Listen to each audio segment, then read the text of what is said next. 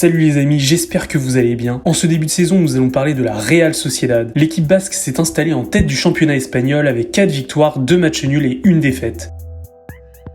N'hésitez pas à liker ma vidéo et à me laisser un petit commentaire, ça fait toujours plaisir. Allez, c'est parti, jingle.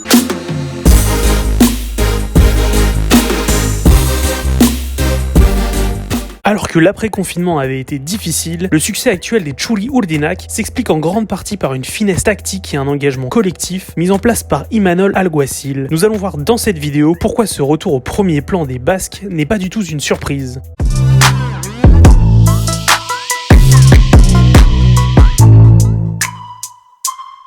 La composition d'équipe de la Real Sociedad avec dans les buts Alex Remiro, une défense à 4 avec à gauche Nacho Monreal, dans l'axe la charnière avec Aritz Elustando et Robin Le Marchand, et à droite Andoni Gorosabel. Ensuite un milieu à 3 avec une pointe basse avec David Silva, Martin Zubimendi et Mikel Merino. Les deux joueurs de côté, Mikel Oyarzabal et Portu, et enfin devant le Brésilien Willian José. Dans le football, le système a une connotation rigide qui ne colle pas forcément avec la réalité de nombreuses équipes. C'est le cas de la Real Sociedad. Nous allons voir plus tard que dans chaque phase de jeu, l'équipe de San Sebastián se structure d'une manière différente. Alors que les feuilles de match annoncent des 4-3-3 ou 4-2-3-1, la Real ne se trouve que rarement dans ce système. Le jeu dicte la structure et nous retrouvons l'équipe d'Imanol Alguacil organisée du 4-1-4-1 au 2-1-4-3 en passant par le 4-1-3-2.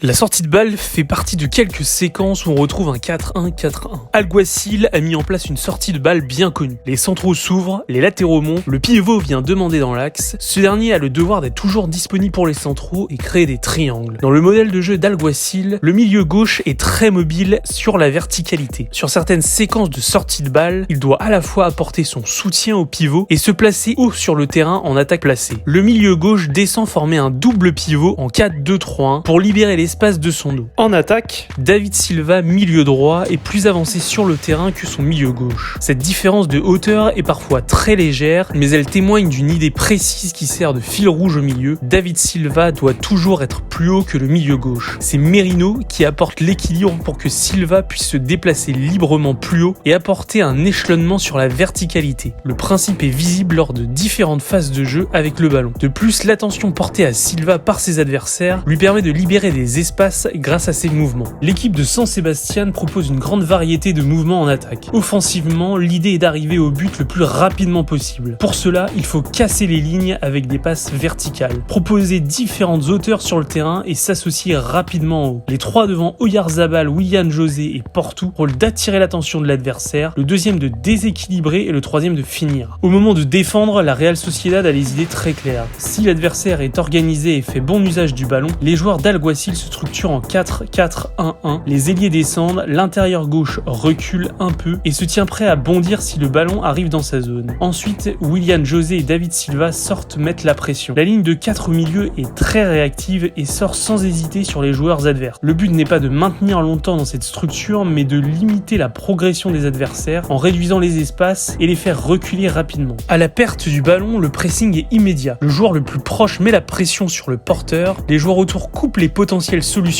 et les joueurs éloignés protègent la profondeur.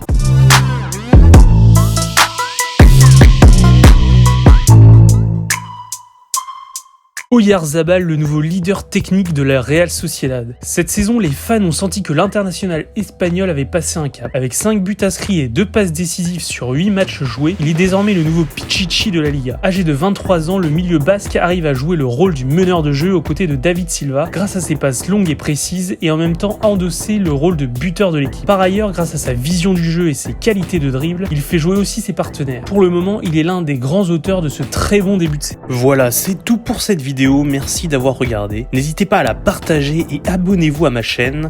Je vous donne rendez-vous la semaine prochaine pour une autre revue de l'actualité foot. À très vite.